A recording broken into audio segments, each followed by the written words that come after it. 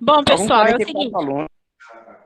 é o seguinte, como vocês sabem, na eletiva, a participação é de vocês, ok?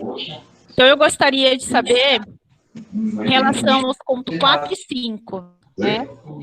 Começando pelo primeiro A, quem gostaria de fazer alguns comentários?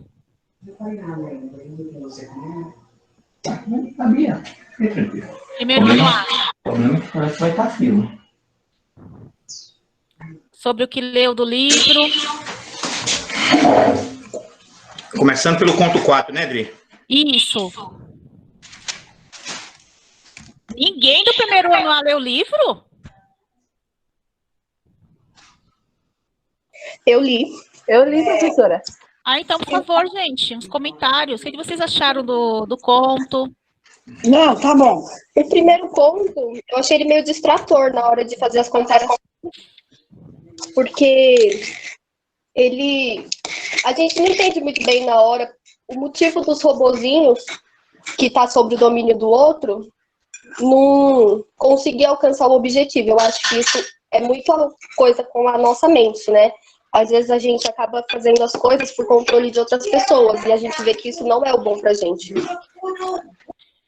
Certo. Bacana seu comentário, seu ponto de vista. Interessante. Quem mais? Um de cada vez, porque eu não consigo. Eu concordo com a Vitória, com o que ela falou. E que às vezes a gente precisa ficar, a gente não precisa ter um supervisor para fazer as coisas que a gente consegue fazer sozinho. Ok. Júlia, obrigada também pelo seu comentário. Mais alguém do primeiro A?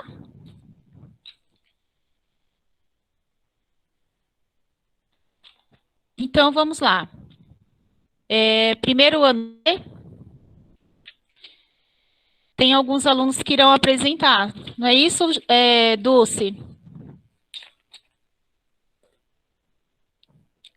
Sim. Então, tá bom. Então, eu vou colocar aqui para apresentar o conto 4. Só um momentinho.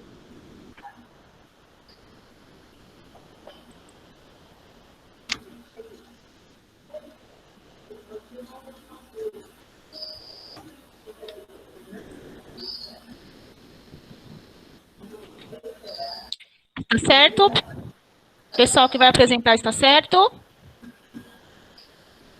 Responde, pessoal. Sim. Coloquei. Sim. Sim. Então, beleza. Então, pode começar, tá bom? A fala de vocês. Então, boa tarde. Eu vou começar lendo o resumo do conto 4 e a Giovana vai continuar. Neste conto, mostra a história de dois rapazes que trabalhavam em outro planeta, junto com alguns robôs. Após um tempo, perceberam que havia algo errado com Dave e outros robôs, que no caso Dave mandava neles, né? Eles fizeram de tudo para tentar descobrir o que havia acontecido, pois na frente deles os robôs agiam normalmente, mas quando estavam longe, os robôs ficavam estranhos. E mesmo com tantas tentativas, não obteram nenhum sucesso. Quando estavam perdendo as esperanças, um dos rapazes teve a ideia de espionar os robôs pela visotela e tentar resolver o problema, mas nem assim tiveram sorte. Mas logo depois perceberam que os robôs ficavam estranhos, pois quando os humanos saíam, eles tinham que tomar suas próprias decisões e não conseguiam. E sempre precisavam tomar as decisões quando havia alguma emergência. Então os rapazes decidiram ir para um túnel, pois tiveram a ideia de provocar um desabamento no túnel para que os robôs tivessem que agir sozinhos. E logo viram que os robôs que sumiam estavam lá, e fizeram o possível para que eles não o vissem. Em uma das tentativas de realizar o plano corretamente, houve a queda do teto, e eles ficaram presos. Eles tentaram ao máximo chamarem a atenção dos robôs por uma brecha que tinha no meio do desabamento. Mas os robôs estavam indo embora. Então um dos rapazes pegou a arma e deu um tiro que chamou a atenção dos robôs. E eles foram ver o que havia ocorrido. E os rapazes perceberam que realmente os robôs tinham um pequeno problema em fazer as coisas sozinhos.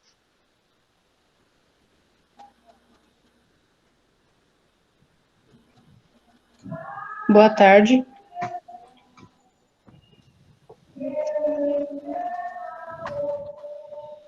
Boa tarde. Boa tarde. Boa tarde. Bom, primeiramente, Tarde. eu vou dar continuidade com a explicação sobre o conto. Já na explicação eu vou responder também sobre as perguntas e já vou falar sobre a relação com os dias atuais. Ok. Todo mundo está conseguindo me ouvir, certo? Sim, está Sim. ok. Sim. Tá bom. Bom, esse é um conto que tem um conceito que eu acho legal abordar sobre, antes de começar a falar da história realmente, que é o conceito do efeito observador, criado pelo físico Werner Heisenberg, que diz o seguinte: é impossível você analisar um objeto qualquer sem alterar o estado que está sendo observado. Ou seja, um exemplo disso que eu posso retratar é você colocar um termômetro num líquido. A partir do momento que você coloca o termômetro, você já tem a transferência de temperatura, fazendo com que altere o líquido a ser medido. Mesma coisa você estar observando um objeto, né, que tenha incidência de luz. A partir do momento que você já está olhando aquele objeto, ele já está sendo feita uma alteração nele. Então é bom conhecermos este conceito para podermos analisar este conto, pois este conto gira em torno de um robô múltiplo, né, um robô de mineração. E, de novo, nós temos a participação de Donovan Powell, e eles estão novamente com um novo problema para resolver com um novo robô, né? Então, o conto vai se passar em um outro planeta, mas os dois encontravam-se num asteroide.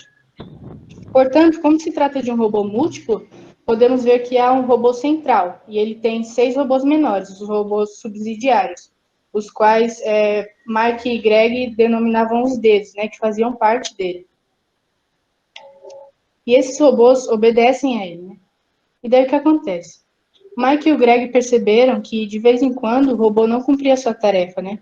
Não trazia o minério para a central. E isso acontecia quando eles não estavam supervisionando os robôs. E mesmo assim, quando o Dave era interrogado do porquê acontecia isso, ele não sabia explicar, né? Então, Mike e Greg estavam sempre ali discutindo, né, para saber o porquê que o robô estava tendo esses defeitos, o porquê. Mas quando iam interrogar o robô, o Dave, né, ele não sabia explicar o porquê, né? Até que eles examinavam o robô, mas não tinha nada de errado com as peças dele e tal. E daí eles tentam observá-lo sem o robô saber, né? E novamente perceberam que quando não estavam sendo observados, eles começavam a dançar em uma sincronia maluca, marchando um atrás do outro e sempre cumprindo as ordens do robô Dave, né? E aí grande parte do conto se passa neles tentando observar o problema para poder julgar, né? Daí vem a pergunta do porquê que o nome do conto é Pegar o Coelho. Então, vem o nome do conto Pegar o Coelho, pois eles dizem que para fazer um bom ensopado, eles vão primeiro pegar um bom coelho. Portanto, para resolver o problema, eles precisam identificar primeiro de onde veio o problema, né? Então, depois de tentar muito resolver essa questão, eles deduziram que o problema acontece quando algum pequeno acidente ocorre, né?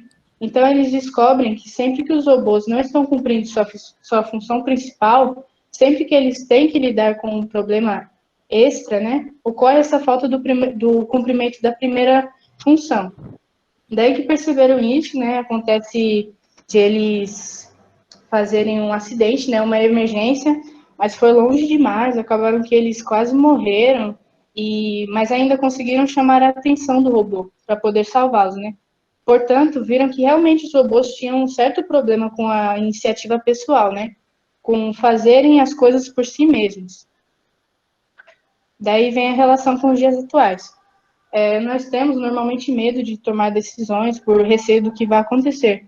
A mesma coisa aconteceu com o robô Dave. E aí, já no final do conto, né, aparece a entrevistadora com a Susan Calvin lá, e ela falou do conto 5, já abordando o conto 5 sobre o robô Herb. É isso.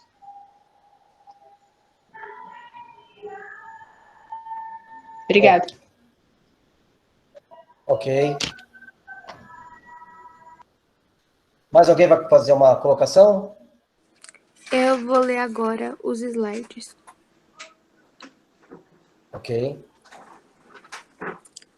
Primeira lei. Um robô não pode ferir um ser humano ou, por inação, permitir que um ser humano sofra algum mal. A segunda lei.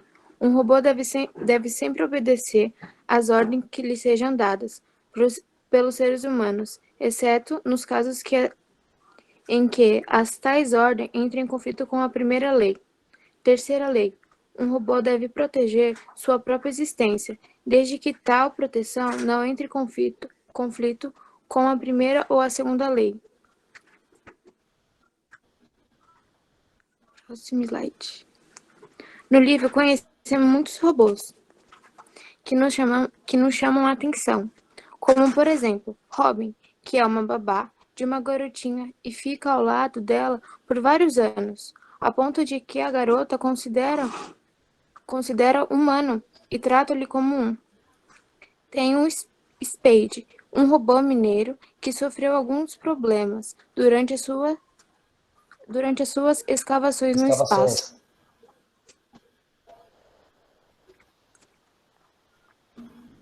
Kurt, ele trabalha em uma estação espacial e acabou ficando fascinado pelas questões filosóficas, ao ponto de se tornar um pensador cético e não querer saber mais das orientações humanas, já que considera impossível seres inferiores como seres humanos o terem criado.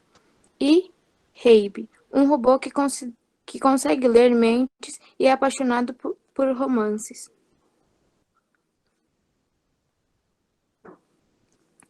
Vocês são provisórios e, por outro lado, eu sou um produto acabado, absorvo energia elétrica de uma forma direta e utilizo uma eficiência de quase 100%. Eu sou composto por um metal resistente. Meu estado de consciência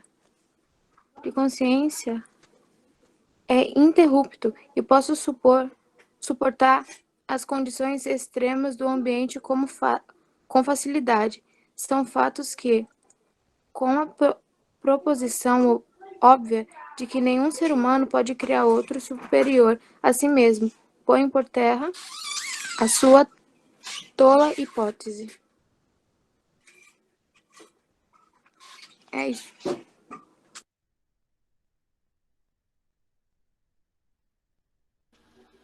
Ok. Legal que você já fez uma retrospectiva de todos os contos. Então, nós já ficamos com a mente um pouquinho mais... que aí é bom a gente aí sempre pegando o gancho para que lembre que esses contos, apesar deles finalizarem em si só, eles estão interligados. Então, já temos uma noção aí, desde o primeiro conto até o 5. Vai lá, Adriana. Ainda referente ao ponto 4, o primeiro C gostaria de fazer algum comentário?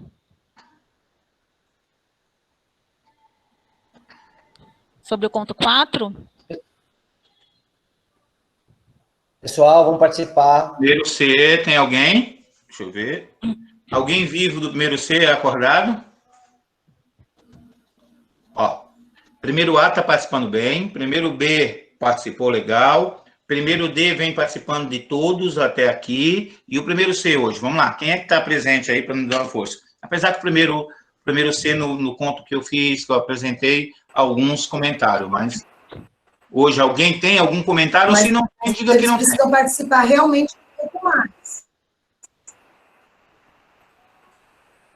Não tem aluno primeiro C presente? Tem. Então, segue o enterro, vamos para o primeiro D. Primeiro D. Então, vamos lá, Abner. Eu vi que fizeram bastante observações e, bom, um ponto acho que eu refleti, né, do meu entendimento, que eu li correndo, foi um pouco diferente, foi mais da parte de cooperação, de trabalho em equipe. Por exemplo, o robô Dave, né, o chefe, tinha 6 dedos, entre aspas, né, eles chamavam de dedos os subordinados. Os subordinados, acho que era. Enfim, tinha 6 dedos e, tipo, apresentava que não conseguia trabalhar bem, sabe? Tinha, entre aspas, uma sobrecarga, pelo menos na minha visão, do meu entendimento, que eu consegui relacionar com os dias atuais. E logo após, quando os operadores ficaram presos debaixo da terra lá, acho que foi o Donovan que atirou o detonador e matou um dos robôs, feriu um dos robôs. E aí ficou só 5 dedos. E assim, fala no conto que com 5 dedos, o Dave conseguiu trabalhar melhor, ou seja, tipo, manipular melhor os outros robôs, né? Então, o que eu posso dizer e relacionar com o nosso cotidiano foi um pouco mais além, não sei se todos vão concordar com essa perspectiva, se todos notaram isso no conto, mas é de que às vezes acontece isso em várias ocasiões da nossa vida, sabe? Tipo, por exemplo, na escola mesmo, se eu tenho um trabalho que tem cinco coisas que eu posso dividir para 6 pessoas, logo entra um conflito aí, porque vai ficar uma que vai ficar sem fazer nada. E assim o trabalho não flui, você vai ficar preocupado no que fazer e acaba tudo dando errado. Agora não, se você tem 5 afazeres que você pode dividir para 5 pessoas, vai fluir tudo perfeitamente. Então, a gente fica meio sobrecarregado quando tem mais de uma pessoa envolvida. Não mais de uma, mas tipo, mais do excesso que você conseguiria comandar, assim, entre aspas, sabe, auxiliar. E às vezes a gente se acha no dever de auxiliar, tipo, mais pessoas do que a gente consegue e acaba não conseguindo, sabe?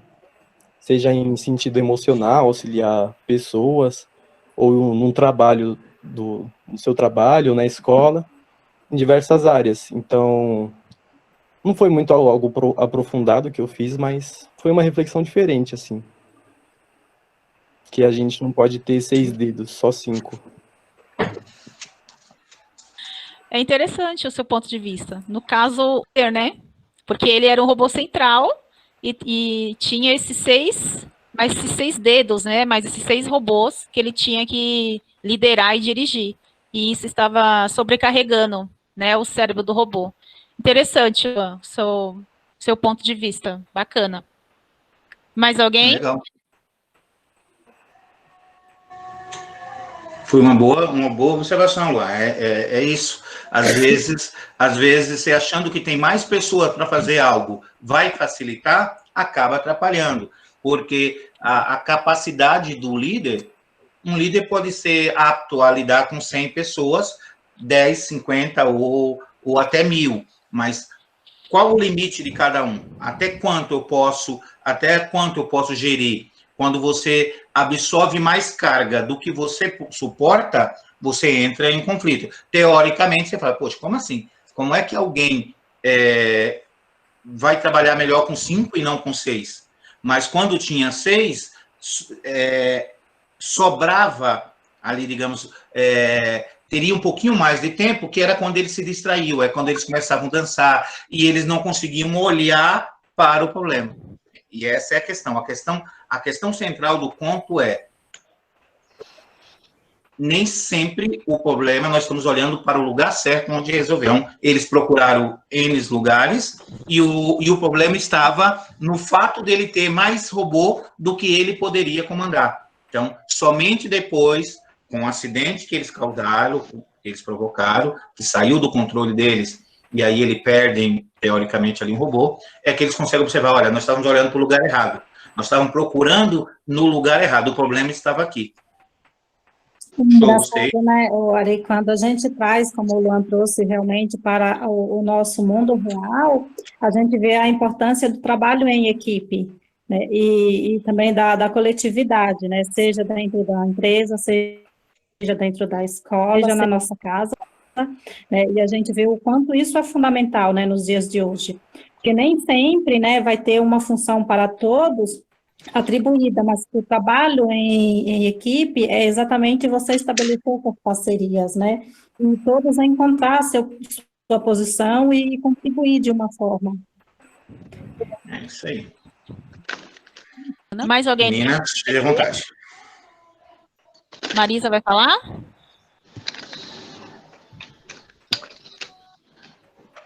Marisa? Oi, professora. Oi. Oi. Você vai falar alguma coisa? Não, por quê? Porque seu microfone estava ligado, eu pensei que você ia falar alguma coisa. Ah, tá, desculpa. Mais alguém do primeiro D? Ninguém? Pessoal, só lembrando vocês, desculpa, Pri, ter te cortado. Só lembrando vocês o seguinte, ter uma visão diferente do outro não significa que está certo ou errado. Às vezes, você preparou algo para comentar e vê que os outros foram por outra linha e fica constrangido. Lembre que aqui não tem o certo ou errado. Nós estamos em um processo de aprendizagem que, às vezes, o Luan ele traz um ponto que as meninas tinham ido por eu vi por outro lado. Não significa que as meninas tinham visto errado. Significa que o Luan, do ponto de observação dele, ele abstraiu algo diferente das meninas. As meninas foram muito bem também. Então, se vocês fizeram, por menor que seja a contribuição de vocês, não tenha medo, não tenham vergonha. Eu sempre falo para vocês, e eu repito, que se tem um lugar de errar, é a sala de aula. E essa é a nossa sala de aula do momento. Então, o que acontece? Se vocês fizerem um comentário que estiver fora do contexto, qualquer um de nós, professores, ou até um colega, pode chamar a atenção para que você observe, opa, realmente, eu observei errado, ou eu não cheguei a esse ponto, mas também abstraí alguma coisa. Só não abstrai quem não leu. Quem não se deu o trabalho de pegar esse ponto, eu fiz um monte de observação no meu livro, só que, infelizmente, eu tive que ir cuidar do meu pai hoje, porque houve um probleminha lá, e eu acabei deixando. Mas foi todo nessa linha, nessa questão de focar. Quando você vai focar em uma solução de problema, você tem que, muitas vezes, olhar de diversa perspectiva. Na filosofia e na sociologia, nós vamos chamar isso de estranhamento e a tentativa de você dar um passo atrás para observar melhor. Porque, às vezes, quando a gente está imerso a um problema, a uma determinada situação, eu tenho um sobrinho que ele é TI, ele coordena uma equipe de TI, e ele fala o seguinte, quando eu estou ele está agora trabalhando em home office, às vezes eu fico zoando com ele, porque eu chego às vezes na casa dele ali, nós moramos no mesmo quintal, e ele está jogando videogame. Eu falei, você está trabalhando? Ele falou, não, estou tentando resolver um problema. Então ele fala assim, quando dá um bug, ele chama na cabeça lá para resolver um problema, ele fala assim, olha, eu vou lá, jogo uma partida, esfrio a cabeça, e às vezes no meio da partida eu, me lembro de uma possível solução. Então, dentro desse conto, Pega o Coelho, é essa questão. Olha, primeira coisa que vocês têm que fazer quando tem um problema, procurar olhar de mais de uma perspectiva. Então, às vezes, busca, às vezes, a opinião de alguém, quando até uma fala de trabalhar em equipe. Às vezes eu estou olhando para um lado, a Adriana olha para o outro, a Rê, que já é uma matemática adulta, que é da área de matemática, são mais precisa, não é tão enrolado quanto eu na filosofia, já são mais objetivos para resolver alguma coisa, caso do Herãozinho na química, olha, tenta ver isso. Então, é essa a questão. E vocês aqui na sala de aula não se sintam constrangidos, gente. A nossa tentativa sempre foi que vocês vão criando essa coragem e aqueles que mesmo assim não tiver, todos a sala, inclusive o primeiro C que nós estamos questionando, que não teve participação hoje, para a próxima já se prepara, quarta-feira que vem tem encontro 6 e 7, e outra coisa, anote, gente, marca no livro, marca em alguma coisa, e quem não conseguiu participar do conto 4 hoje, a oportunidade vai ser no Pérez, que daqui a pouco a Adriana vai disponibilizar de novo para vocês,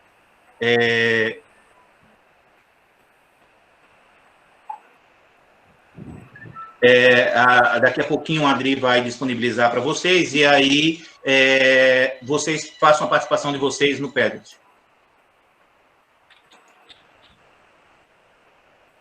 Mais alguém? Gostaria de adicionar algum comentário?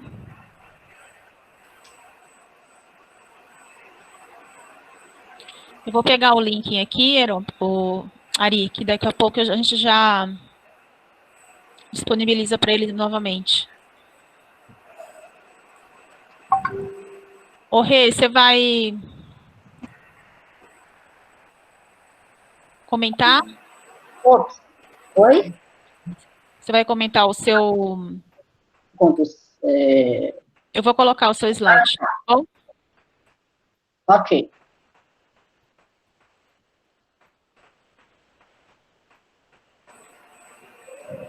Tá aparecendo, gente? O 4 nós concluímos, Adri? Esse é do 4 ainda. Ainda é do 4? Ok. Isso. Porque ele fala, tá, do físico, né? E aí eu fui pesquisar sobre esse físico, tá? Então, aqui, ó, Werner Heisenberg, difícil de falar, né?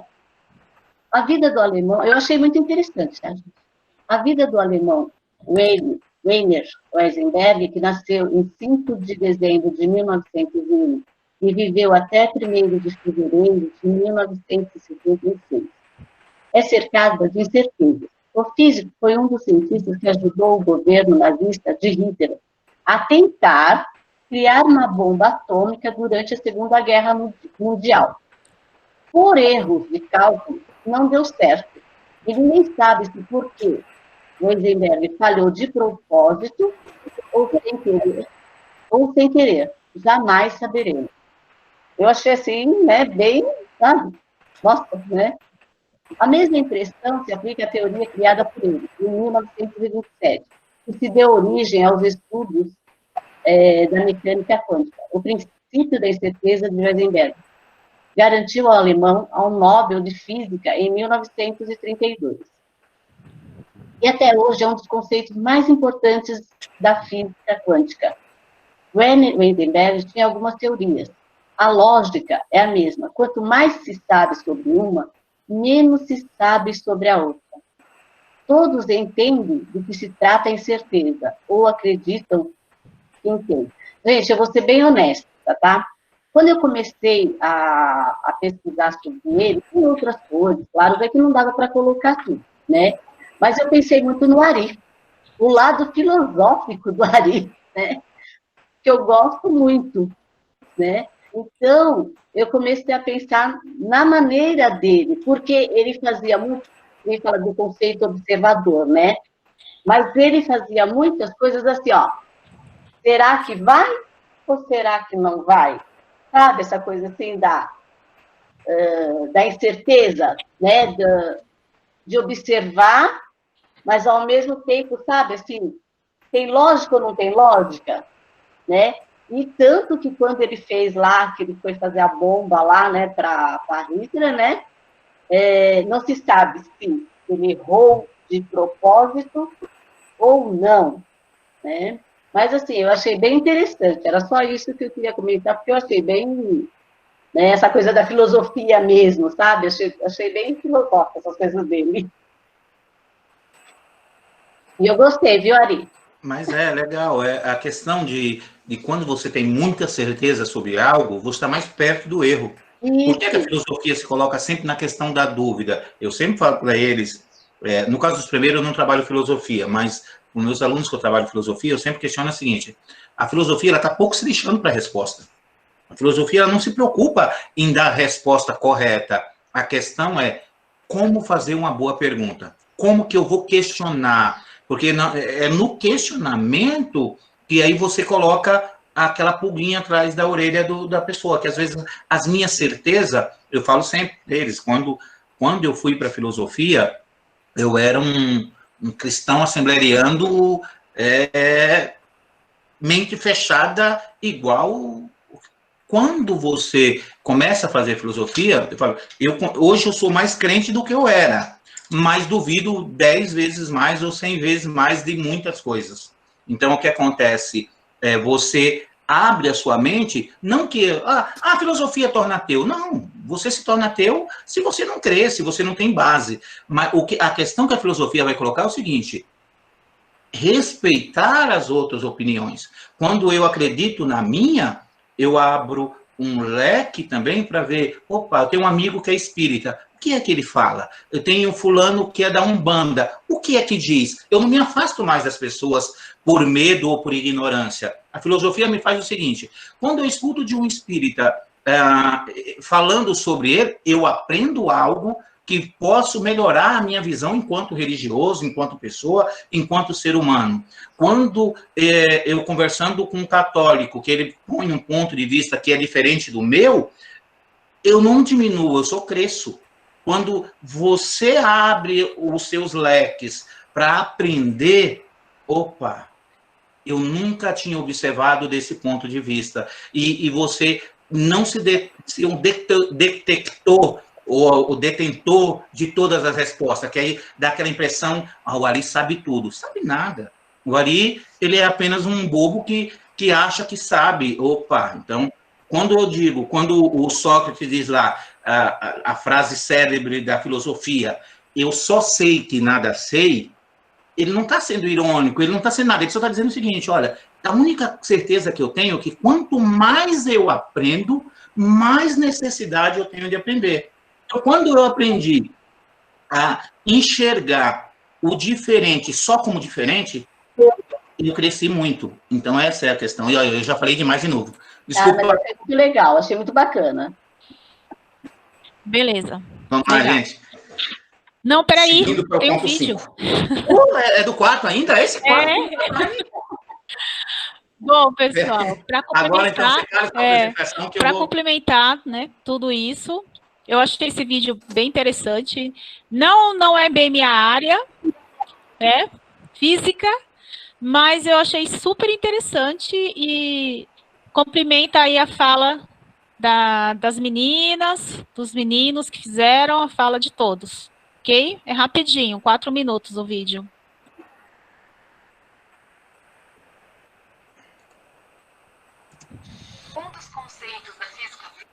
Tá aparecendo para vocês? Ok.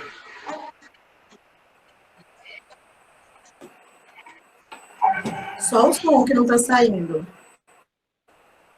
Desculpa? O som. O som não está saindo. Só um minutinho, peraí.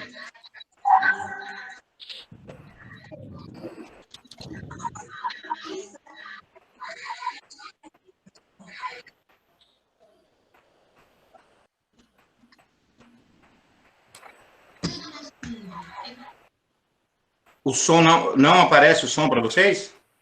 Não. Então, Adria, deve ser algum problema na hora do transformar. Eu vou tentar fazer ele direto da internet. Só um minutinho, para ver se sai.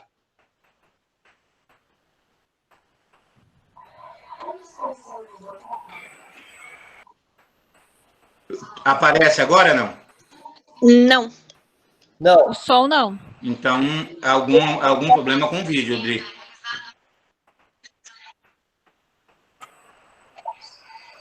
Ele está travando também.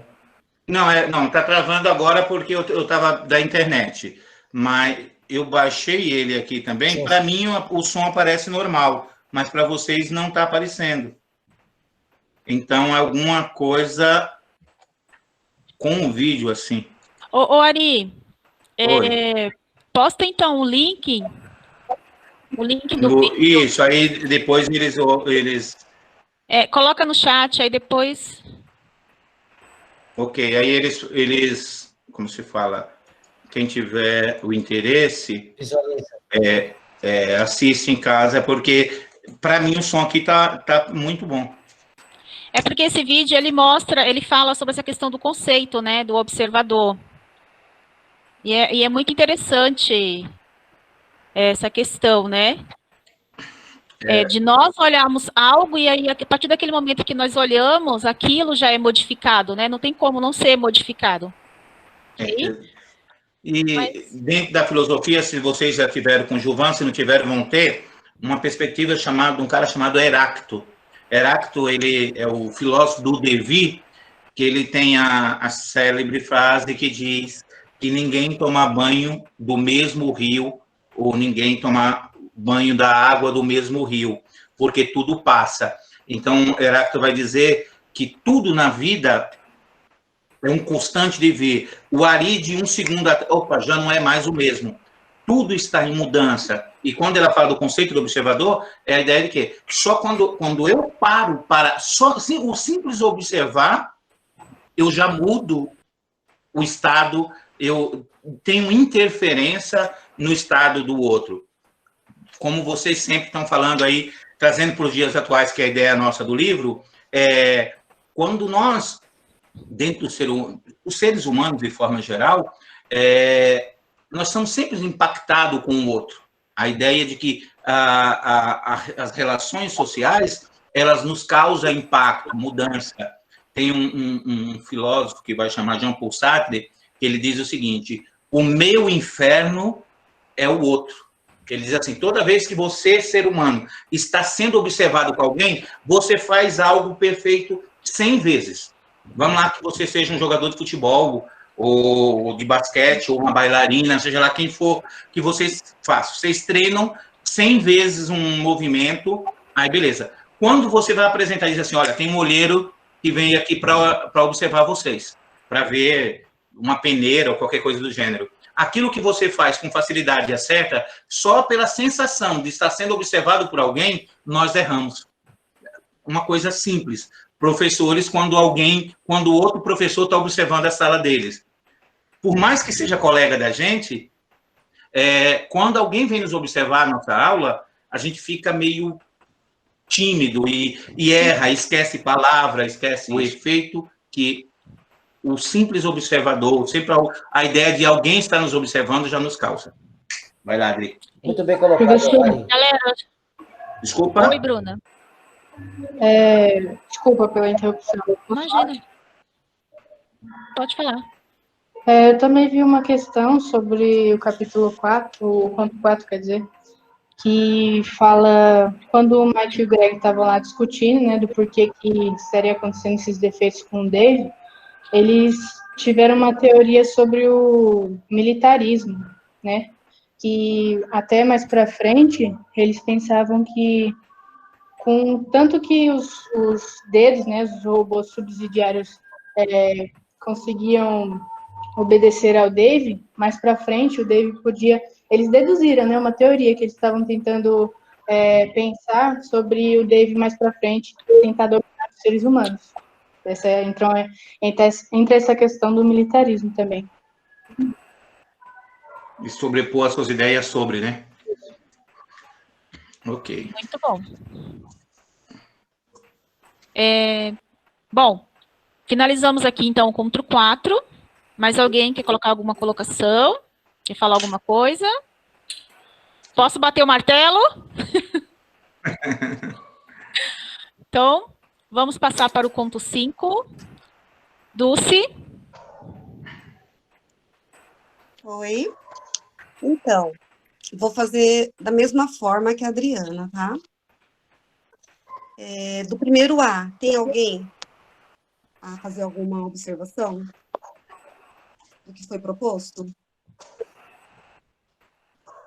Sobre o que eu entendi do conto 5, foi que o robô, ele falava aquilo que as pessoas queriam ouvir, né? Ele lia o pensamento da pessoa, aí a pessoa pensava em alguma coisa, e essa pessoa queria uma resposta positiva, e ele acabava falando resposta positiva, só que muitas das vezes era mentira essas respostas. E acabava deixando a pessoa magoada. Verdade. Ok. Mais alguém? Do primeiro A?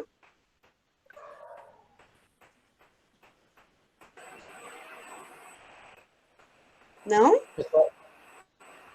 Pessoal, vamos participar, pessoal. Primeiro B. Pode falar, Jamile. E pelo que eu entendi, né, acho que foi a Vitória que falou agora, foi a Júlia. Não sei, mas... É a Júlia. Ah, tá. que na hora que as pessoas estavam fazendo a pergunta pro robô e ele meio que estava respondendo, muitas respostas, tipo assim, muitas perguntas que eles perguntavam, tipo, eles queriam saber a verdade, como a Júlia falou, só que eles não falavam. E meio que estava magoando eles. Ok. Professora, também tinha a parte do orgulho, né? Tanto que eles estavam, tipo, procurando saber a solução do problema do robô, e o robô não falava porque tinha duas pessoas ali que eles eram orgulhosos demais para admitir que eles queriam a solução do problema que partia do robô. Sim. Aquela primeira pergunta que eu fiz, vocês pesquisaram qual o personagem principal, o que aparece no começo do livro, contando essas histórias para o entrevistador, e agora vai contar sua história pessoal? Alguém pesquisou sobre isso? Quem que era esse personagem? Professora, desculpa, eu esqueci de pesquisar. Também, professora. Primeiro A, ninguém pesquisou?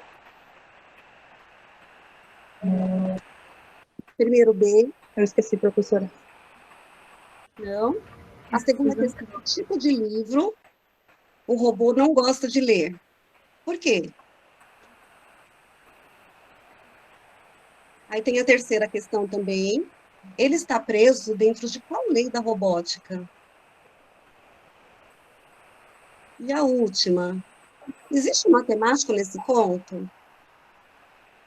Se houver um matemático, ele foi feliz? De acordo lá com o raciocínio lógico? Ô, professora, olha, uma das leis da robótica lá, do robô lá, ele não pode magoar, ele não pode machucar e nem ferir um ser humano, não é? Sim, sim. E será que na hora que o povo pedia, fazia a pergunta para ele, ele respondia, será que ele não mentia para não deixar as pessoas magoadas e acabava magoando elas? Aí que tá. E qual lei que entra? Esse é o ponto. A primeira lei? A primeira lei. E será que essa foi a atitude correta desse robô? Não, porque ele tá mentindo. E de qualquer jeito ele ia machucar a pessoa. Se ele falasse a verdade, dependendo da pergunta. Se ele falasse a verdade ou mentindo, ele ia machucar. Então, e na tentativa Tanto de não... que a mulher, a psicóloga, depois no final do conto, ela começou a, tipo, interrogar ele, falando assim, se ele não mentisse, se ele falasse aquilo, ele estaria mentindo, magoando a pessoa. Se ele deixasse de falar, ele estaria magoando a pessoa mesmo assim. E aí, no final, ele deu sei lá o que aconteceu nele, ele caiu no chão, morreu. Tanto Porque que ele eu começou acho a que ficar dá pra muito gente confuso. trazer. Eu acho que dá pra gente relacionar nos dias atuais isso, porque tem muita gente que prefere mentir. Pode ser em relacionamento, em amizade, com pai e mãe, tanto faz, prefere mentir para ou não acabar se machucando ou não acabar machucando o próximo. Bingo. Era isso que eu queria ouvir, gente. Então, assim, dá muito bem para fazer relação. Mente pra não machucar, mas, tipo, no final, se mente pra mãe ou pro namorado e tal, e a pessoa acaba descobrindo, machuca mais ainda do que se a pessoa falasse a verdade. Então, por isso que eu falei, o robô, ele meio que estava mentindo para tentar não magoar as pessoas que estavam perguntando para ele. Então, as pessoas queriam uma resposta verdadeira e ele mentiu. Então, querendo ou não, estava machucando as pessoas que estavam fazendo a pergunta. E na vida real é mais ou menos isso também. Então, ele acabou causando Professora. mal. Isso, porque ele acabou machucando mais ainda as pessoas. Sim, tipo assim, eu não sei se ele feriu a regra, mas eu acho que ele acabou machucando eles. Ok. Professora, as pessoas também, né, as 3 pessoas que foram falar com ele, com o robô, elas queriam saber algo, tipo assim, particular delas, sabe? Elas não queriam saber, para começar, assim, ninguém perguntou qual era o problema do robô. Todo mundo queria saber as respostas das perguntas que ela tinha na cabeça. Quem da mulher sobre se fulano gostava dela ou não, se o outro ia ser o chefe ou não. É que eu vou complementar aqui, Júlia, que na verdade ele tinha muita facilidade de resolver problemas matemáticos. E ele gostaria muito de entender a mente humana. Porque, assim, ele sabia que, na primeira lei, ele não podia causar mal algum. Então, vendo a vida assim por cima, era o quê? Que ele tinha que mentir. Mas ele não sabia se era certo ou errado. Entendeu? Pode completar, tá? E aí, existe um matemático nesse conto?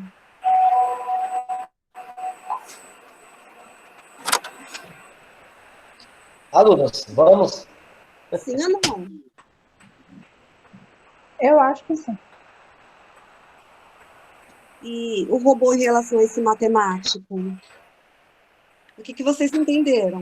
Professora, é só o primeiro A que tá falando ou pode falar também? Todos. Agora pode falar todos os alunos. Então, matemático não seria o próprio robô? Porque ele fazia conta com muita facilidade, só que ele não gostava, ele achava aquilo tedioso. Até então, por isso que ele gostava de ler livros de romance. Alguém mais quer comentar sobre isso? Mais algum aluno para complementar? O Luan acabou de falar? Fala o nome do robô? Herb? Acho que não comentou, né? Ele usou algum raciocínio lógico para a produção desse robô? O matemático?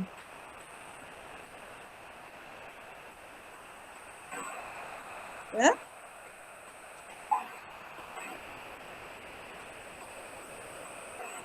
E aí, gente, só o Luan que vai falar sobre isso? Não entendi, professor. Ele usou algum raciocínio lógico? Ele foi feliz nesse trabalho?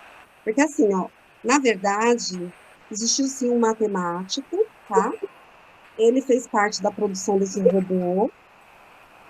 E o robô, para não magoá-lo, ele resolveu mentir. E foi isso que aconteceu? O robô, ele preferiu mentir. Ele preferiu mentir do que magoar os sentimentos dele, por causa que ele mesmo fala que os matemáticos, como eles se sentiam, eles falavam que o robô, de certa forma, eles falavam que eles eram superiores ao robô. Tem robô que acha que não é, né? Mas eles falavam que eles eram superiores ao robô, então se o robô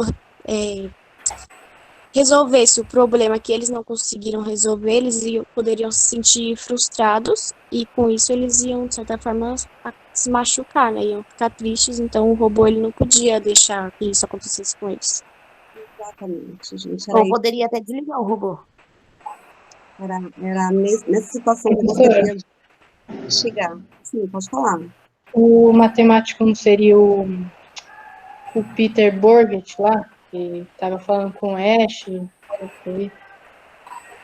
Sim. Tá, só isso que eu queria comentar. E o tipo de livro que ele não gosta de ler, gente? De matemática. Qual que ele prefere? Romance. Apenas de romance? E na questão da ficção científica? Entra também? Eu acho que ele gostava mais de romances, novelas, assim, que era para tentar entender os sentimentos dos humanos. Porque tinha a ver com a ficção científica. É isso? Alguém? Gente, está faltando uma questão aqui. Eu não consegui ouvir de vocês. O personagem principal do livro. Ou a personagem? É a doutora Causa. Isso, doutora. Doutora Susan Calvi, né? Ela era a protagonista, personagem que aparece no começo do livro, contando essas histórias para o entrevistador. E depois, em seguida, ela resolveu contar a própria história dela. E teve até, ela ficou muito quando o robô falou que tinha uma pessoa lá que ela estava interessada, que gostava dela, lembra dessa parte? Né? Então é isso, gente. Alguém quer falar mais alguma coisa? Pelo conto em si? Dulce, Sim? tem alguns alunos do primeiro B que irão fazer uma apresentação, tá bom? Sim.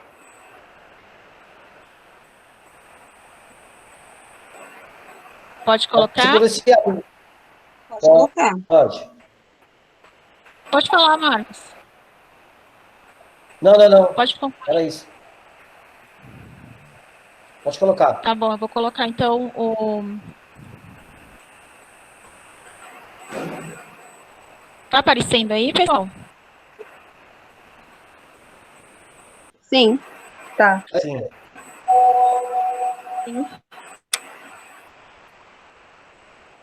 Ok. Então, aqui pela minha lista, primeiro a Samira, a Crea. Então, Sabina, é a sua vez. Bom, vou começar a falar o resumo do conto O Mentiroso. Nesse conto, nos é apresentado a psicóloga doutora Susan Calvin, da grande empresa US Robots Medical Max. O dever dela é saber o motivo pelo qual o robô RB-34 Herb tem o poder de ler mentes de humanos e o porquê ele tem a necessidade de proteger as pessoas de sofrerem.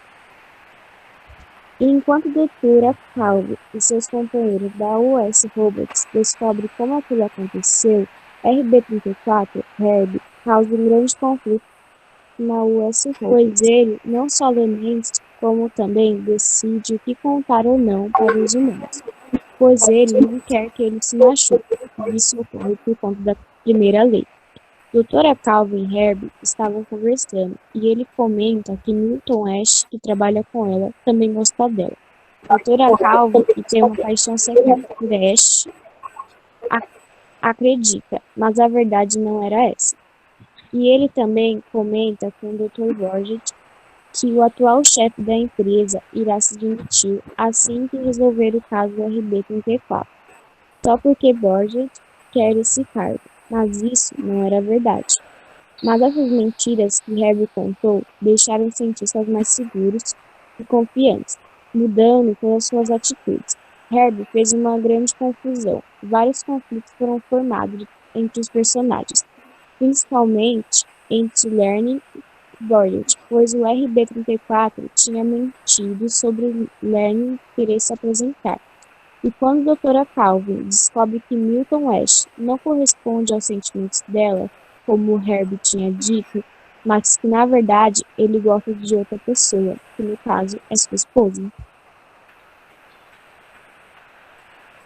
Boa tarde, gente. Agora eu vou fazer a leitura, a continuação do texto. Então, com todos esses conflitos e todo mundo sem entender nada do que estava acontecendo, eles vão até o Herb para colocar o contra a parede e tentar entender o que estava vendo. E com isso, a doutora Calvin identifica que ele está preso dentro da primeira lei robótica. Quando ele consegue ler mentes das pessoas, ele percebe que se ele falar alguma coisa que ela não vai gostar de escutar, ele vai acabar causando mal. Então, ele mente para que as pessoas fiquem bem. Herb não tem a obrigação de dizer a verdade, mas sim a obrigação de não dizer de deixar com que os humanos sofram. Em meio dessa conversa com o Herb, eles perguntam se ele sabe o que causou essa habilidade de elementos da sua vontade. E ele responde que sabe. Então os cientistas pedem para que ele diga, mas ele responde que não pode, porque não ele irá machucar o ego dos matemáticos. Eles não conseguiram resolver por meios próprios. E se ele resolver no lugar deles, eles irão ficar machucados. E ele não pode permitir que eles se machuquem. E mesmo os matemáticos autorizando ele a falar, ele justifica. Ele diz que ele sabe, e ele não quer que ele, uma máquina, resolva coisas que eles que julgam superiores a ele não conseguiram. Então, se ele resolver o problema, eles vão ficar machucados. Então, no meio de toda essa discussão, a doutora Calvin toma frente e fala com o robô. Você pode revelar porque os magoará, e não deve magoá-los. Mas se não contar, também os magoará, de modo que deve contar.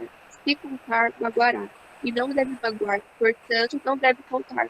Mas se contar, magoará, e não deve magoar, portanto, deve contar.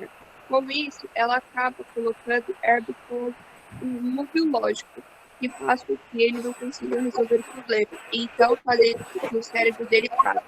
Então, a doutora Calvin diz aos cientistas que Herbie tinha morrido. E mesmo que todos tenham ficado tristes com a perda de Herbie, ao mesmo tempo eles ficaram aliviados, pois eles sabiam que não poderiam permitir que um robô andasse por aí vendendo as pessoas. Então, para finalizar a história, depois de tudo que aconteceu, a doutora Calvin, muito chateada com a situação, se vira para o corpo do Herbie e diz: "Tente ler." Boa tarde. Eu vou fazer analogia com os dias atuais e responder as questões de curiosidade. A analogia que a gente fez sobre o conto é que ele fala a respeito do quanto a verdade é importante e o quanto a mentira pode machucar mais do que a verdade. Porque por mais que Abby tentou, de certa forma, proteger Suzy, mentindo para que ela não se chateasse, no fim ela acabou se magoando ainda mais. Agora eu vou responder sobre as questões de curiosidade. 1. Qual o personagem principal que aparece no começo do livro contando suas histórias para o entrevistador e agora vai contar sua história pessoal? Doutora Calvin. 2. Que tipo de livro o robô não gosta de ler e por quê? Ele não gosta de ler sobre a teoria hiperatômica, porque, segundo Herbie, não interessa. Seus compêndios de nada valem. Sua ciência não passa por massa de dados políticos e arranjados forma de uma teoria improvisada. 3. Ele se arranja em qual lei da robótica? Herbie está preso à primeira lei da robótica, mentindo para que os humanos não sofram algum mal, qualquer mal existente, seja ele uma mágoa, esperanças perdidas, etc. 4. Existe um matemático de conto? Se sim, ele foi feliz em seu raciocínio lógico? Por quê? Sim, Peter Burgert. Não, pois ele não conseguiu resolver o problema do robô. E Herbie não queria dizer nada para eles qual era o seu defeito, entre aspas, para eles não ficarem magoados. E ele não podia deixá-los tristes por conta da primeira lei da robótica.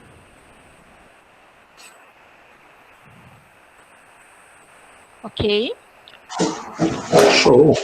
Nicole, pode passar o slide, Nicole? Tá bom. Pode, eu vou estar lendo os slides e o Lucas vai estar dando a explicação. 1. Babá eletrônica. Uma babá eletrônica serve para monitorizar o sono de um bebê, enquanto os responsáveis estão ocupados. A babá eletrônica transmite um som de relaxamento ou algo do tipo, para que o bebê venha dormir. Algumas babás também possuem câmeras para que o responsável possa ficar de olho na criança enquanto ela dorme. Lucas vai comentar alguma coisa? Vou. Ele vai comentar no final. Tá bom.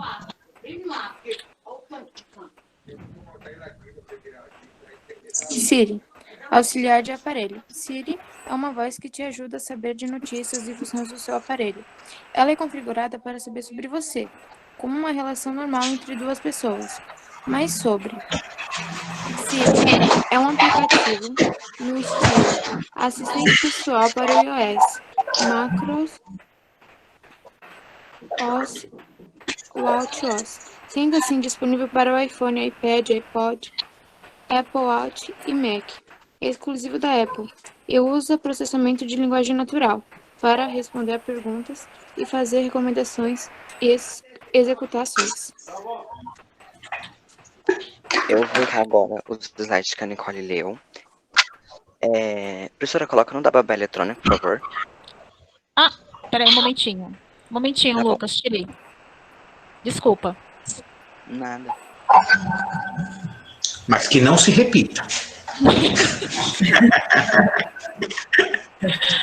Ai, meu Deus. Nossa, quase não tem nada na sua tela. Depois você reclama. Depois você reclama que o computador tá dando pau. Tá dando pau. Tá vendo, gente? Agora sim. Beleza. Obrigado. Nada. Pois a gente teve a ideia de colocar alguns exemplos de robôs que a gente convive e às vezes nem sabe, porque muitas pessoas acham que robô é tipo um corpo de metal que vai andar, enfim, não, mas não. Um exemplo que eu escolhi para colocar, que minha sala escolheu, é a babá eletrônica. Ela funciona para auxiliar o sono do bebê enquanto os pais não podem olhar por conta de outras atividades da casa ou etc. Algumas babás eletrônicas, elas vêm com esse áudiozinho, que é um som de relaxamento para o bebê dormir, e tem umas que nem todas vêm com essa câmerazinha para monitorar o bebê, ou seja, você conecta o seu celular na câmerazinha e você consegue monitorar o sono do bebê. Isso é um tipo de robô que a gente convive, mas também nem sabe. Pode passar para mim, professora? Essa acho que é a mais conhecida, né? Que é a Siri, que ela é uma assistente virtual da iPhone. Você pede dicas do seu aparelho para ela, notícia do tempo, últimas notícias do mundo, ainda mais hoje em dia.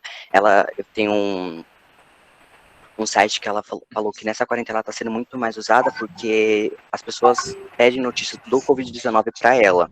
E ela é um tipo de robô que está no nosso aparelho, ela tem só no aparelho da Apple, mas ela tem um outro tipo de função que também é no Google, que tem em vários aparelhos também, que faz a mesma função que ela. E ela é um tipo de robô também que está presente na nossa sociedade, que ela acho que é a mais conhecida, que alguns não sabiam, que a gente trouxe para vocês verem alguns tipos dos robôs que a gente convive. Obrigado. Show. Muito bom. Muito bem. Para quem também quer saber de robô, ultimamente as chamadas ligações que a gente recebe, né?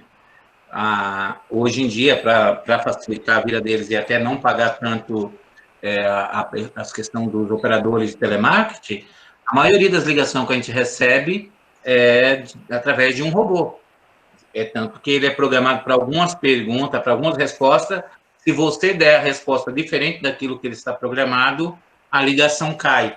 Mas, ultimamente, cada vez mais nós estamos tendo contato com o robô.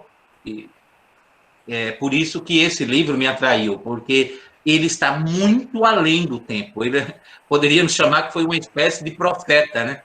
Porque as coisas que ele fala nesse livro, nós estamos falando de mais de 50 anos atrás, 70 anos atrás, ele fala de coisa que hoje vocês estão conseguindo identificar. A questão do babá robô, a questão de outros tipos de robô que no nosso dia a dia nós temos contato, direto ou indiretamente.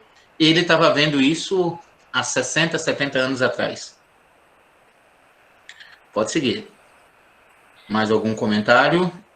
Algum aluno? Mais alguém? Eu queria que alguém comentasse, se possível, porque eu não sei se deu aí e eu não peguei, o porquê que o robô vai morrer no final, ele vai ter esse bug. Qual foi a questão principal que levou com que o cérebro dele falhasse? Vocês conseguiram pegar essa parte? Eu acho, né? Não tenho certeza, mas eu entendi que ele ficou preso na lei, na primeira lei, que ele não pode ferir um ser humano e nem ferir seus sentimentos, e a psicóloga começou a confrontar ele sobre se ele mentisse, ele estava falando, se ele mentisse, ele ia magoar, e se ele deixasse de falar o que as pessoas queriam ouvir, elas iam ser magoadas mesmo assim. Então ele deu um chute na cabeça dele por causa disso, e ele morreu. É o que nós chamamos de loop lógico. A lógica também aí, vocês vão encontrar lógica dentro da matemática e dentro da filosofia. Então, quem corre Eu tenho alguns amigos que, no primeiro dia de aula do curso, perguntaram por que é que eles estavam estudando filosofia. Eu tinha um colega que ele disse, porque foi a única disciplina que não tinha matemática. Aí, quando nós chegamos na lógica, lógica aristotélica, principalmente, depois vem Hegel e outros que vão falar de lógica, mas quando nós tínhamos que solucionar um problema lógico sem números, aí ele falou, você tá louco. Até aqui você encontra com essa bendita matemática. Então, a matemática está em tudo. E o loop lógico era esse. Olha, qual era o grande problema que eles encontraram? Vamos falar primeiro, primeira questão aqui, rapidinho, só para nós chegar, estou tomando doce, desculpa tomar aqui a sua aula, mas assim, qual é o grande problema? Para os dias atuais? Mentira. Mentir é sempre a pior opção. Essa é a grande verdade. Eu até tento mentir para minha mulher quando ela coloca uma roupa que eu não gosto e eu não quero magoá-la. Aí eu, legal. Quando eu digo, legal, ela já sabe, tá ruim, ela tira. Mas a gente brinca que existem algumas mentirinhas do bem. Mas, na realidade, esse conto ele vai desmistificar que a mentira ela é sempre negativa. Uma pequena mentira, isso aí é científico, pode consultar aquele filósofo lá, o principal da escola de vocês, o Aristóteles, que ele vai confirmar. Uma pequena mentira, ela precisa de pelo menos mais 10 grandes mentiras para se sustentar. Uma pequena mentira, uma pequenininha, ela vai precisar de pelo menos mais 10 imensa para poder se sustentar e no final vai desabar, não vai permanecer. Meu pai dizia que a mentira tem a perna curta, ou melhor, além dela ter a perna curta, uma é menor que a outra. Então, uma hora você vai pisar em falso e você cai na sua própria mentira. Então, assim, a intenção dele era a melhor possível. Poxa, desculpa, eu menti para não te magoar. Você perguntou se ele te amava, eu disse que amava, porque aí não te causaria dor. Ok. O presidente, o outro lá que almejava ser presidente, olha, não, fica tranquilo, o presidente vai se aposentar e você vai para o lugar dele, fique tranquilo. Naquele momento, trazia uma satisfação para o intelector que o robô dizia, opa, estou no caminho certo. Opa, a doutora, opa, ele me ama, então show de bola. Trouxe uma satisfação momentânea para ela, excelente. A questão dos matemáticos, olha, existe um problema matemático dos colocou, opa, se eu disser que eu sei qual é o problema, eu sei que é uma falha matemática, mas se eu disser isso, vai magoar os matemáticos. Mas quando a doutora vai colocar em xeque, fala assim, presta atenção, olha só o que você fez. Você disse que fulano me amava, blá, blá, blá, blá, opa, olha, agora que a verdade veio à tona, você me trouxe mais mal do que se você tivesse falado a verdade lá no início. Então, quando coloca a questão da primeira lei, a questão de você estar preso às leis lógicas, lá, as leis da robótica, aí presta atenção que todos os contos vão ter esse problema. No conto que a Pri passou da semana passada, que era o Andando em Círculo, da aula passada que nós tivemos, quando nós estamos falando do Andando em Círculo, qual era a questão?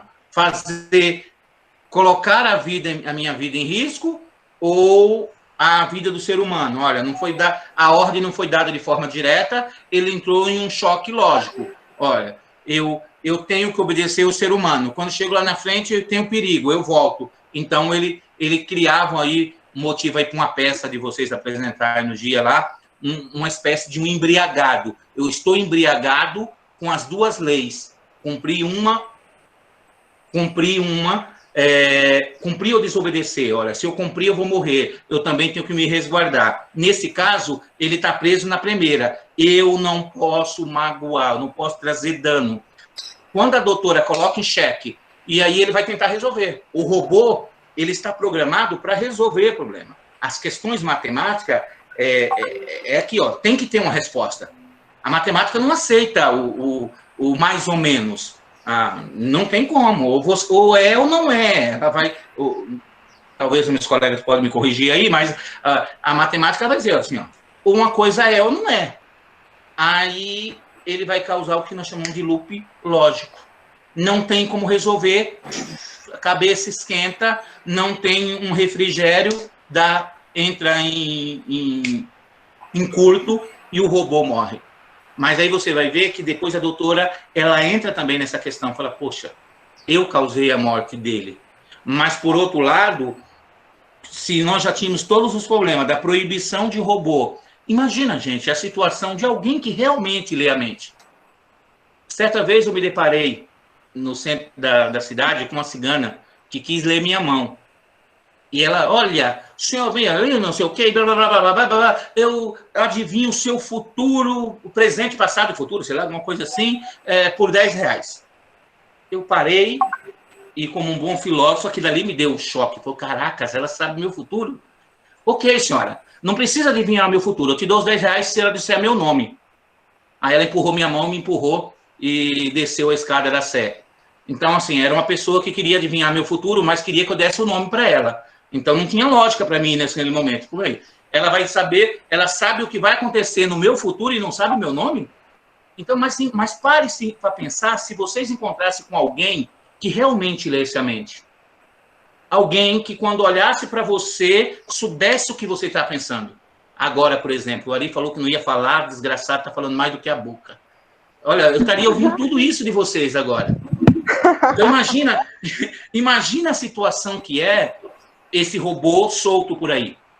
Um robô que fosse capaz de simplesmente adivinhar a sua senha da sua conta ou adivinhar os códigos do míssil. Imagina esse robô na mão de pessoas erradas. Isso aí seria um prato cheio, imagina? Um presidente lá tendo um robô que lesse as mentes, ele ia saber segredos de estados inimagináveis. Então, assim, a doutora Suzy se depara com essa situação, por isso ela cria o bug lógico para que ele se destruísse, porque ele não ia contar qual era o problema. Se ele dissesse, olha, o problema no problema matemático, em vez de um mais, colocar um menos aqui. Tira esse menos que resolve o problema. Mas ele, para não magoar os matemáticos, ele não contava, não tinha como ele resolver essa questão, então ela achou melhor que ele fosse destruído para que não causasse maior danos para a humanidade e para os outros robôs. Então, lembre sempre, gente, não é que não podemos mentir, porque às vezes, eu falo que sinceridade demais também, às vezes é negativo. Às vezes a gente dá aquela deixa, dá a entender. E aí, estou bonita? Aí você fala assim, tá bonitinho. Aí quando coloca o tinho, aí já sabe que é um filho de baiano arrumado. Não é bonito. Então, mas entre a verdade e a mentira, gente, escolho sempre a verdade. Meu filho tem essa meta aqui em casa. É que ele agora não está aqui, mas eu sempre falo para ele. Quem fala a verdade não merece. Quem fala a verdade... Vamos, completa a frase aí, gente, pelo amor de Deus. Não merece castigo. Obrigado, Heron. Nunca escutei essa frase. Assim, ó, quem fala a verdade não merece castigo. Eu sempre pro meu filho o seguinte, olha, falar a verdade merece castigo sim, safado. Porque dependendo da verdade que você me contar, você vai apanhar, você vai ficar de castigo, não tem problema, você não tem a dúvida disso. Mas você tem a certeza de uma coisa, a punição será bem menor. Se você me disser a verdade logo de cara, você vai ser corrigido, porque o pai está aqui para isso. No entanto, se eu descobrir que eu peguei você mentindo, você não tem a certeza, não tem a dúvida que você vai sofrer maior danos possível. Se o castigo é de uma semana, passa a ser um mês. Se é uma palmada, leva 2. Então, assim, a verdade vai trazer consequência. Mas é melhor você encarar ela de fato, logo de cara, do que inventar uma mentira e criar todo o problema que o Heber criou. Desculpa, Dulce, agora é com você. Para aí, ó. Essa que a gente estava falando, Pro, é bem melhor você contar a verdade, porque, tipo assim, se você deixar adiando as coisas, a mentira cresce mais ainda. Então, É isso mesmo. E vai chegar uma hora, e você pode prestar atenção, vocês são meninas aí, são especialistas. Vocês já enganaram o coração de alguns coleguinhas, e vocês são especialistas. Todo dia! Vocês são especialistas em magoar o nosso pobre coração. Nós, humanos, somos vítimas de vocês, mulheres. E você sabe, no final... Todo dia, professor, todo dia. No final, você vai ter que falar a verdade. E aí é pior. Às vezes você não quer magoar e traz uma mágoa maior, entendeu?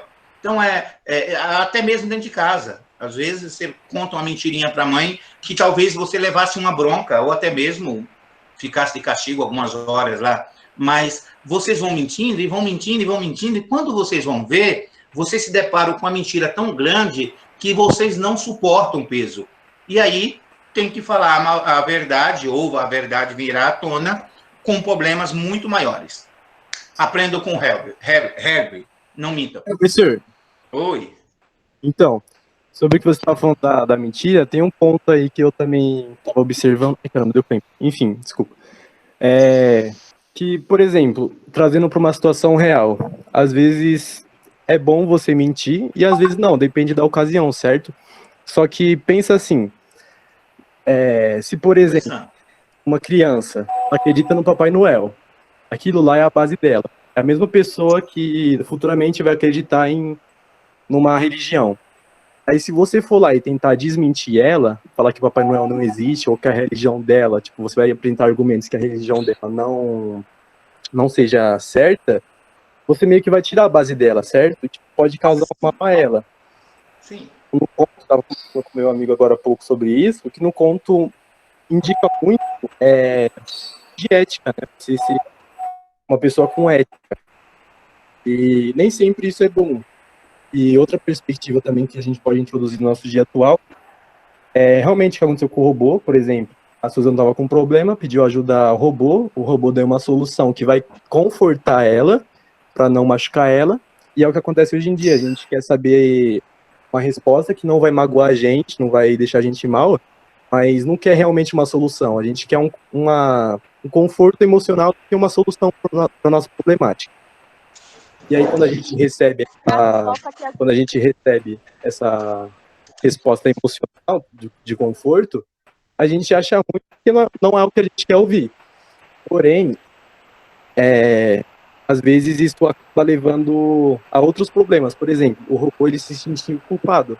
E isso levou ele a ter surtos, tipo, dar pane no sistema dele, porque a mulher ficou falando um monte de coisa para ele, ele ficou surtado, deu surto e morreu. A parte dele pode simbolizar nos dias atuais o suicídio de uma pessoa. Por exemplo, se alguém pede ajuda, só supondo, se fosse uma pessoa muito sentimental, me pede uma ajuda. Eu quero confortar ela, quero fazer bem para ela, mas ela se sentiu mal e com a minha resposta, falando que eu fiz algo de errado. Eu consegui me sentir.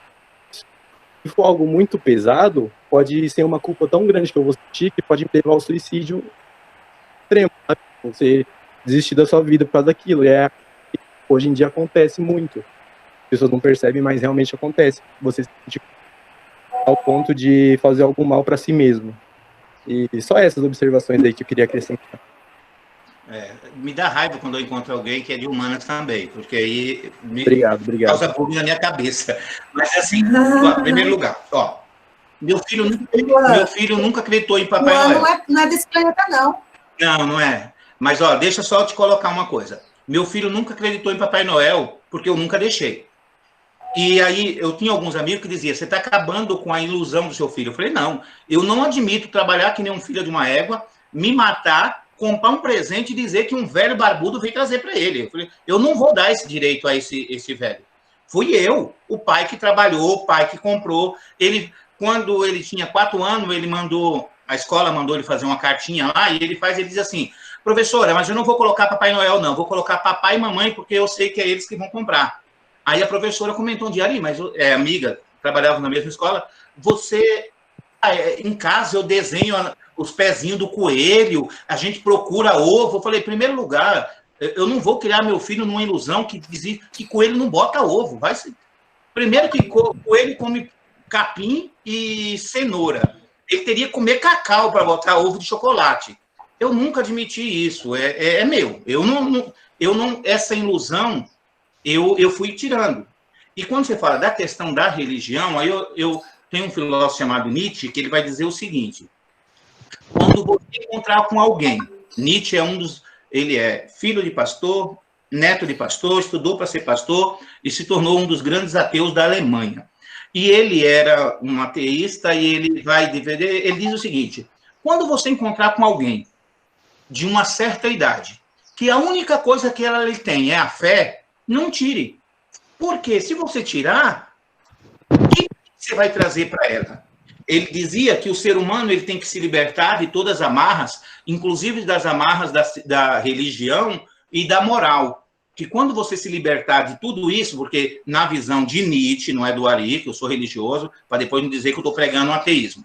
Mas ele dizia o seguinte, a religião ela foi feita para moldar as pessoas, para trazer você preso em certas coisas. Quando você se liberta de tudo isso, você vai se tornar o homem além do homem, que aí uns vão traduzir como super-homem, que vai ser a versão mal lida de Nietzsche, de Hitler, que Hitler vai ler Nietzsche e não vai entender porcaria nenhuma, e vai criar a ideia de que o alemão é uma super-raça, que tem que criar um homem super poderoso.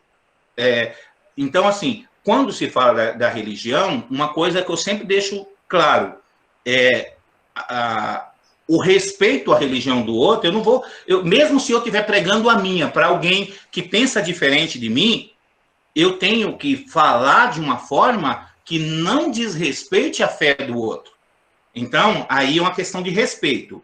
Quando você fala da questão do suicídio, aí você fez com que eu bugasse. Porque realmente, lógico, eu compreendo quando você diz que... Mas você há de convir comigo que você diz assim, a mentira às vezes... Eu não consigo enxergar a mentira como às vezes positiva. Eu tenho que procurar um meio de falar a verdade que não machuque as pessoas ou que ela não tome um baque de vez. Não, isso não existe. Não, é fazer com que a pessoa vá refletindo, vá chegar à sua conclusão. Eu sou um cristão protestante, minha mãe morreu católica. Algumas pessoas falam assim para mim, Ari, mas você não se arrepende porque você não... Eu falei, não, eu respeitei a minha mãe até o último dia. Nós éramos cristãos que frequentavam igrejas diferentes. Na minha cabeça, era só isso que tinha. Então, assim, eu acho que, de certos modos, você tem que respeitar o outro. Meu pai se converteu há 2 anos antes do Alzheimer. Eu fiquei super feliz. Mas minha mãe morreu católica. E eu aprendi a dizer o quê? Olha, respeitar. Quando ela foi enterrada, foi um padre amigo meu, fez a cerimônia. Algumas pessoas da minha religião me criticaram. Mas você deixou que um padre... Eu falei, não, quem morreu não foi o Ari, quem morreu foi minha mãe. E era nisso que ela acreditava. Então, o respeito ao outro é uma coisa. Agora, eu jamais menti para ela. Não. Quando alguém me pergunta algo sobre a minha religião, que eu sei que vai magoar, eu vou dizer, olha, isso é o nosso ponto de fé.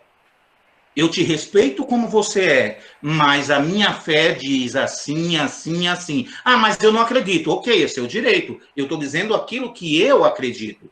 Agora, o problema é quando eu imponho. Aí é o grande problema, Luan. É quando a gente quer impor. E no caso do Herbert, não era ele o culpado, a questão da lei que ele estava preso. É quando você está preso a certas amarras. E no caso ele não tinha uma opção. A programação dele dizia, você não pode machucar. E aí a ideia de fazer mal é o conceito de mal que tem que ser estudado, que não é necessariamente físico. O Herbert entendia que, olha, magoar alguém ou deixar alguém triste é também fazer mal. E aí ele não conseguia, ele mentia por estar preso. Agora, se eu mentir para uma pessoa que está triste lá, que você falou, na beira do suicídio, se eu encontro com uma pessoa dessa e eu não tenho estrutura, não tente. Poxa, encaminhe essa pessoa, busque ajuda. Qual é o grande erro nosso? É que, às vezes, é o caso lá dos 6 dedos. Voltamos ao ponto 4. Às vezes, eu estou querendo resolver algo que não tenho estrutura para isso.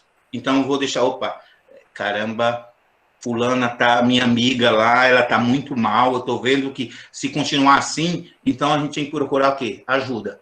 Olha, fulana, eu não sei o que te responder, mas eu tenho um amigo, eu tenho seja lá um pastor, seja lá um padre, seja uma psicóloga que você tem contato. Olha, quando eu estava com um problema semelhante ao seu, eu procurei a psicóloga fulano de tal e me ajudou muito. Que tal você ir bater um papo com ela? Quem sabe ela pode te ajudar? Porque, às vezes, você, para confortar ela, você dá a resposta que ela quer ouvir naquele momento, mas que lá na frente vai trazer um dano maior. Parei. Termine, meninas. Mas, parabéns, viu, Luan? Olha, nas aulas de filosofia, nós vamos, segundo ou terceiro ano, eu ou o Gilvan, nós vamos... Então, professor, foi nesse ponto mesmo que eu me baseei de Nietzsche, de falar que se não tirar a fé de uma pessoa, porque aquilo, querendo ou não, é uma base dela. Só...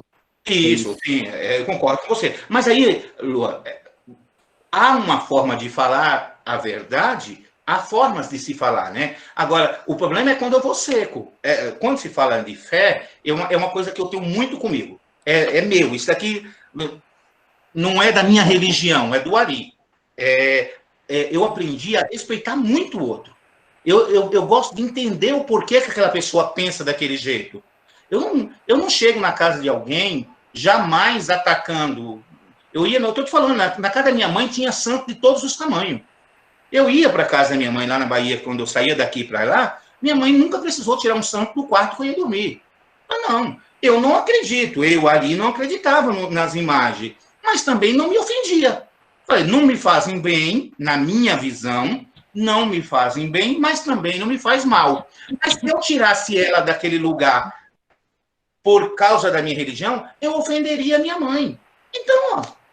Então assim, na questão da religião, que aí é a questão de Nietzsche, é que ele diz o seguinte, existe situação que não vale a pena. Por quê? Se é a única base que ela tem, eu tiro a base, ela fica sem. Mas nós vamos discutir Nietzsche mais para frente. Pode deixar que depois nós vamos estudar Nietzsche junto com Jean-Paul Sartre, que aí você vai ver o que é angústia. Vai lá, galera. Obrigada, Jean-Paul Sartre escreve um livro chamado Angústia. Náusea. Não, minto. O nome do livro é Náusea. Então, a existência precede a essência. Depois nós vamos discutir bastante sobre isso. Vai lá, meninas. Desculpa tomar o tempo de vocês. Obrigada, gente. Então, é assim. A gente termina aqui o conto 5. Vou fazer a chamada do conto 6. Pode colocar para mim, Ari, por favor? Opa, é para já. Só uma chamada rápida. Deixa eu ver, conto 6. Apareceu para vocês? Sim. Sim. Conto com a doutora Calvi novamente. Agora nós vamos conhecer o Nestor. É um robô que teve a primeira lei enfraquecida em seu cérebro positrônico, causando, como sempre, consequências não previstas. Inclusive o fato inédito de robôs mentindo para humanos. Assunto polêmico, hein?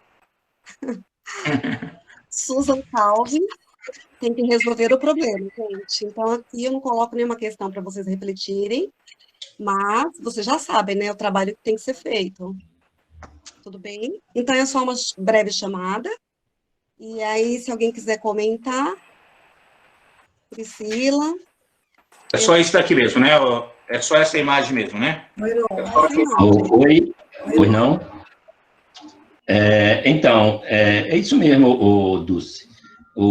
Então, o importante aqui é que mais uma vez, né, a participação da Susan, né, da doutora Susan, né, que é onde o Nestor, o robozinho lá, que tem a primeira lei enfraquecida, né, e a sua memória é diminuída, então há uma confusão. Então, vocês vão gostar do conto, porque vai ter uma confusão do Nestor, do robozinho, em questão do trabalho da doutora Susan, né, e o papel dela, da doutora, é a solução, tá? Ela tem que arrumar uma solução. E aí vai criar novos conflitos, né? Então, é um conto aí de 41 páginas, né? Que dá para ler uma boa. E fica aí, né, para todos participar no nosso próximo encontro. É Eu isso. queria só fazer uma observação. Eu espero que primeiro você participe, né? Eu te aguardo isso, que primeiro você participe. Ari, então, coloca para mim, por favor, o segundo slide. Isso, aqui tem o Tangram. Coloca o terceiro agora, por favor. Tangram é um jogo, gente, onde tem essas peças. No próprio PPT, depois eu posso ensinar para vocês como que vocês criam várias imagens, inclusive robô, pessoas. Nisso, a gente consegue fazer os movimentos também para criar as histórias, porque lembra que eu comentei na aula passada que tinha um tangram, algumas figuras geométricas, falei com quadriculado. Dessa vez, quem sabe a gente consegue fazer um conto na próxima apresentação. E aí, se vocês quiserem colocar pelo menos figuras, eu posso ensinar, tá? Depois eu chamo vocês aí no privado, o pessoal aí que gosta de jogos, tudo bem? Era só isso mesmo, Ari. Obrigada, viu? Nada. Conto 7, vai ter alguma chamada? Vai ter sim. Eu vou colocar aqui, vou apresentar. Peraí. Serão 2 contos, Pode mandar. tá, pessoal? Novamente. Vocês estão vendo? Sim. Não. Rê? Não? Quer que eu fale? Tá vendo a tela? Acho que é na internet. Tá. Tá vendo você? Uhum. Agora sim. Pronto? Olha só, eu robô evasão. Pode passar para o próximo. O Conto Evasão, Eu, Robô, um livro que leva a uma leitura com variações tão criativas, tão intrigantes. No Conto 7, Evasão, vocês irão conhecer a história do desenvolvimento de uma máquina, ou melhor, um cérebro, com personalidade. Ele não entende de verdade o que faz, ele apenas faz. O foco de Isaac Asimov sai dos robôs de fio e metal para os computadores, e a existência de uma inteligência artificial que possua um conhecimento quase infinito, capaz de calcular as equações mais complexas e impossíveis ao pensamento humano. Um cérebro que se conclui estar acima de qualquer hierarquia das leis, ou aos seres humanos. Até que ponto esse cérebro segue compelido pelas leis? Pode passar, né? Então, ó, o Conto Evasão. Tem algumas questões aqui que eu gostaria que vocês pensassem, tá? Quais fatos dentro do conto são coerentes ou incoerentes dentro do contexto? Exemplifique ou explique o porquê. Quais outros assuntos, além da tecnologia, podem ser discutidos no conto? Podemos relacionar o conto com algum momento com exatas? Qual?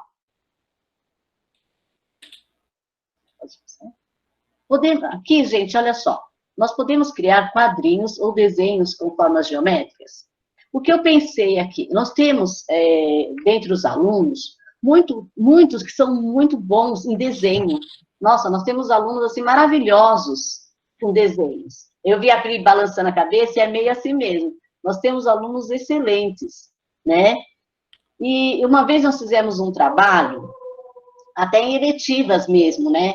Com relação a mangás, que são aqueles desenhos japoneses, surgiu coisas maravilhosas, né? E são quadrinhos. Então, eu gostaria muito que vocês colocassem a criatividade aí, ó, botar a criatividade para funcionar, tá? E ver se a gente consegue fazer. Quem sabe a próxima aula a gente vai ver desenhos maravilhosos aí, tá? Usando formas geométricas, tá? E vendo as questões que eu coloquei. E o Ari falou uma coisa que é bem isso. Um conto, ele vai puxando o outro. E a lógica, gente, não tem jeito, né? São coisas que estão em todos, né? Em todo momento aí do livro, né? E eu deixei coisas assim que eu, tá? Pessoal que eu li, né? O conto, tem situações realmente que, assim, você fica pensando, existe? Não existe? Tem lógica? Não tem lógica? Então, gente, é isso daí, tá? Vamos ver se semana que vem a gente consegue mostrar a criatividade aí, tá bom? É só isso, Dri. Beleza. Eles, na verdade, eles já podem ir aproveitando, né? E utilizando a criatividade deles, porque é fácil, né? Eles são muito criativos. Eu acho todos eles, quando eu dou as minhas atividades em que tem que desenhar, tem pessoalzinho assim que é magnífico, que me surpreende a cada dia, né? E eu tenho certeza que nessa atividade eu ficarei mais surpresa ainda, né? Porque criatividade para eles é o que não falta. Falta para a gente que já é velho, para eles que são novos, é assim, ó, rapidinho eles conseguem aí engajar a atividade maravilhosa. E depois eles colocarem lá no Padlet, né? Para a gente dar uma visualizada, para Isso. fazer nossos comentários. Bem lembrado, Pri. Com licença, só um pouquinho. Eu quero parabenizar o Luan, né? Nossa, que fala bonita. Muito bonita, Luan. Parabéns, tá bom? Obrigado, professora. Gente, gostaria de falar também. Parabéns! Uhul! Parabéns! Eu, na verdade... Eu vi que também fizeram um culto ali fizeram um culto no chat. No né? chat. Pois é, fiquei só acompanhando esse culto. Eu estava olhando ali. Aleluia. Então, aqui, ó, Aleluia, arrepiei. falar um pouquinho. Eu fiquei muito feliz com a apresentação dos alunos, superou as minhas expectativas, tá? Achei que, assim, eles foram de uma criatividade imensa nas suas pesquisas. E era isso que eu queria deixar para todos. Foram muito bem. Parabéns a todos, deixa eu ver se eu estou falando. Parabéns a todos que participaram e os que não participaram, gente, leiam, pelo amor de Deus. Desprenda um pouquinho do tempo de vocês, eu sei que tem um tempinho. Se vocês quiserem, dá para vocês arrumar um tempinho. Eu sei que é correria, eu sei que todo mundo ajuda de certa forma, a maioria em sua casa, mas tenta ler agora o próximo conto, os 6. Vamos deixar um pouquinho os que já foram, mas pelo menos o 6 e o 7, que é o próximo que nós temos agora, porque fica legal a participação da maioria. Quando um coloca uma coisa, o outro coloca outra, nossa, fica tão rico a discussão. E aí, se vocês falarem mais, eu prometo que eu falo menos. Prometo. Faça até jurinha. Bom, pessoal. Tem lógica.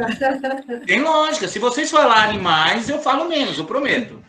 Da minha parte é só, agradeço a todos, e aí eu deixo com as meninas que estão com a direção do trabalho. Bom, pessoal, encerramos por aqui, então, nosso encontro. Bom, eu agradeço a participação de todos. Todos foram muito bem. Espero a participação dos alunos do primeiro C,